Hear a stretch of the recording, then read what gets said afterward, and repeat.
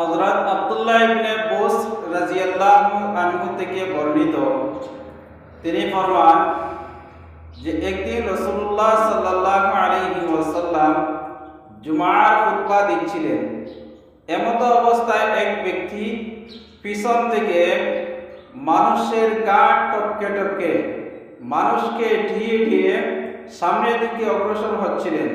এমত অবস্থায় রাসূলুল্লাহ সাল্লাল্লাহু আলাইহি ওয়াসাল্লাম বললেন, বসো, তুমি দেরি করে আসছো, যেখানে খালি জায়গা পাও সেখানে বসে যাও, তুমি মানুষদেরকে কষ্ট দিচ্ছ। আসলে দেখা যায় আমরা অনেক সময় জুমার দিন অনেক মানুষ অনেক পিছনে আসে, দেরি করে আসে। আসার পর সে সম্মানী হওয়ার কারণে, সে মাতব্বর হওয়ার কারণে পিছনের দিকে না বসে সে মানুষদেরকে আপনার ঢিয়ে ঢিয়ে টপকে টপকে গা টপকে টপকে মানুষদেরকে কষ্ট দিয়ে দিয়ে সামনের কাতারে আসতে চায়। এইভাবে আসাটা হচ্ছে আপনার হারাম মাকরুহ তাহরিমি। এর কারণে মানুষের অনেক কষ্ট হয়। তাই আমরা জুমার দিন যারা আগের কাতারে সামনের কাতারে বসতে চাই, আমরা তারা কি করব, জুমার দিন সবার আগে আসার চেষ্টা করব। আর যারা পিছনে আসবেন তারা মানুষের গা টপকে না টপকে মানুষদেরকে কষ্ট না দিয়ে যেখানেই খালি জায়গা পান সেখানেই বসে যাবেন।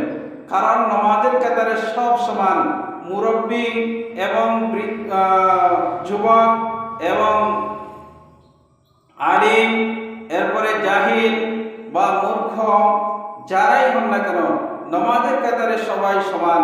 নামাজের কাতারে যে যেখানেই জায়গা পান সেখানেই বসবেন। উচ্চ বংশের হন আর নিচু বংশের হন, চেয়ারম্যান হন আর মেম্বার হন আর অথবা স্বাভাবিক মানুষ হন, যেখানেই আপনি জায়গা পাবেন সেখানেই বসে পড়বেন। এরকম না যে আপনি চেয়ারম্যান হয়েছেন, আপনি মাতব্বর হয়েছেন, আপনি মুরব্বী, আপনি একজন সম্মানী মানুষ, তাই আপনি সামনের কাতারে যেতে হবে, পিছনের কাতারে বসলে আপনার লজ্জা হবে। এরকম যেন না হয়।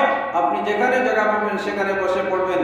যদি সামনের কাতারে যেতে চান তাহলে মানুষের গা টপকে যাবেন না, আগে আসবেন, তারপর আপনি সামনে বসতে পারবেন। নতুবা মানুষদের কষ্ট হয়, এরকম করা হারাম মাকরুহ তাহরিম।